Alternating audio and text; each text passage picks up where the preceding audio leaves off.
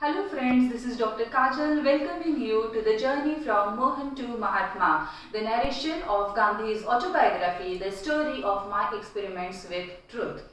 दरबन में मेरे कुछ अच्छे दोस्त बन गए थे। एक दिन शेख अब्दुल्ला ने मुझसे कहा कि मुझे केस के सिलसिले में प्रेटोरिया जाना होगा, लेकिन मैंने उनसे कहा कि जब तक मुझे केस अच्छे से समझ में नहीं आता है तब तक मैं नहीं जा सकता हूँ, क्योंकि डरबन में कुछ दिन जब मैं कोर्ट के प्रोसीडिंग्स देख रहा था तो उसमें एडवोकेट डेबिटिंग क्रेडिटिंग इसके बारे में सवाल जवाब कर रहे थे। बुक कीपिंग और अकाउंट्स मैंने कभी सीखा नहीं था और मुझे तो पी नोट क्या होता है यह भी पता नहीं था। जब मैंने वहां के क्लार्क को पूछा तो उसने मुझे कहा कि पी नोट का मतलब प्रॉमिसरी नोट होता है। मैंने एक बुक कीपिंग की किताब परचेज की, उसकी अच्छे से पढ़ाई की, फिर मुझे कुछ हद तक कॉन्फिडेंस आया और मैं प्रेटोरिया के लिए निकल गया। जाने के पहले मैंने शेख अब्दुल्ला को यह आश्वासन भी दिया कि हो सके तब तक तैयब शेख के साथ मैं कोर्ट के बाहर ही सेटलमेंट करने की कोशिश करूंगा, क्योंकि आखिर वे आपके रिश्तेदार हैं। ये अननेसेसरी लिटिगेशन से हम लोग बच सकते हैं। मैंने प्रेटोरिया जाने के लिए उसके पहले चार्ल्सटन मुझे पहुंचना था और उसके लिए फर्स्ट क्लास ट्रेन का मैंने एक टिकट बुक करवाया था, लेकिन उस सफर के दरमियान रात के 9 बजे के आसपास एक ट्रेन का सर्वेंट आया और उसने जब मुझे ऊपर से नीचे तक देखा कि मैं एक काला आदमी हूँ और मैं फर्स्ट क्लास में सफर कर रहा हूँ तो उसने मेरे पास कुछ गुस्से से देखा। थोड़ी देर बाद वहां पर रेलवे के एक ऑफिशियल आए और उन्होंने मुझे कहा कि आप फर्स्ट क्लास में ट्रैवल नहीं कर सकते हो। मैंने उनसे कहा कि मेरे पास फर्स्ट क्लास का टिकट है, आप यह देख लीजिए, लेकिन उन्होंने कहा कि काले लोगों को परमिशन नहीं है कि वे गोरों के साथ में फर्स्ट क्लास में ट्रैवलिंग करें और उसने मुझे वहां से जबरदस्ती निकालने की कोशिश की। मेरे मना करने के बावजूद उन्होंने उठा के मेरा सामान भी नीचे फेंक दिया और जोर से मुझे खींच के नीचे प्लेटफॉर्म पर धकेल दिया। रात भर मैं वेटिंग रूम में बैठा रहा। मेरे पास सिर्फ मेरी हैंडबैग थी और रात में वहां बहुत ज्यादा ठंड थी। मेरा ओवरकोट भी मेरे बाकी सामान के साथ में ही पड़ा था। मैंने यह बाकी सामान जहां पड़ा था वहीं पड़ा रहने दिया।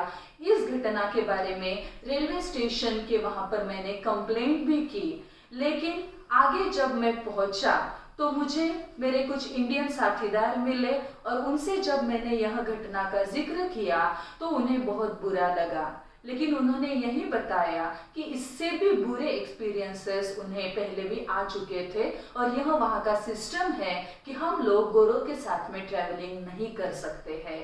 यह वर्ण भेद की बीमारी कितनी गहरी असरदार है और कितना गहरा सब तरफ फैला हुआ है, इसका अंदाजा मुझे आ गया था। आगे मुझे चार्ल्सटन जाना था। चार्ल्सटन जाने के लिए भी जब मैंने एक कोच में सफर शुरू किया, क्योंकि वहां पर ट्रेन नहीं था तो मुझे कोच से सफर करना पड़ा।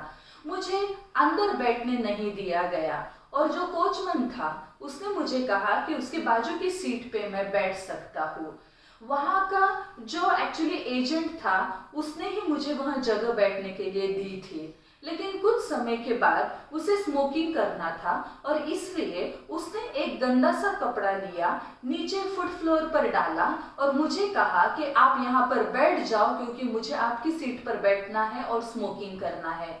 उसका यह बिहेवियर मुझे कतई अच्छा नहीं लगा। मैंने उससे कहा कि आपके कहने पर ही मैं यहाँ पर बैठा हूँ और अब आप मुझे यहाँ से उठाकर नीचे बैठाना चाहते हैं, ये मैं सहन नहीं करूँगा।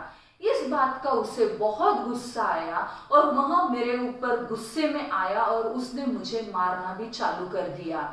वह एक बहुत ही तगड़ा इंसान था, हालांकि मैं उसके सामने मैं बहुत वीक था, लेकिन मैंने जोर से अपना हाथ पकड़ के रखा था रेलिंग को ताकि मैं वहां से गिरूं नहीं।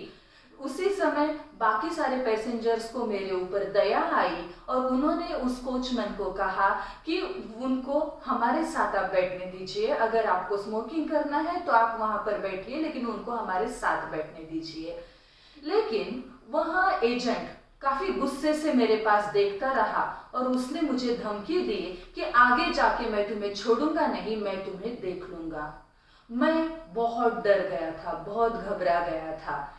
जैसे तैसे मैं आगे चार्ल्सटन पहुंचा, लेकिन यह बात कंटिन्यूअस मेरे दिमाग में चल ही रही थी। मैं काफ़ी इस घटना से प्रभावित हो चुका था। तो आज के लिए इतना ही। अगले एपिसोड में फिर मिलेंगे ऐसे ही किस्सों के साथ। If you like this video, please share it, like it and subscribe it.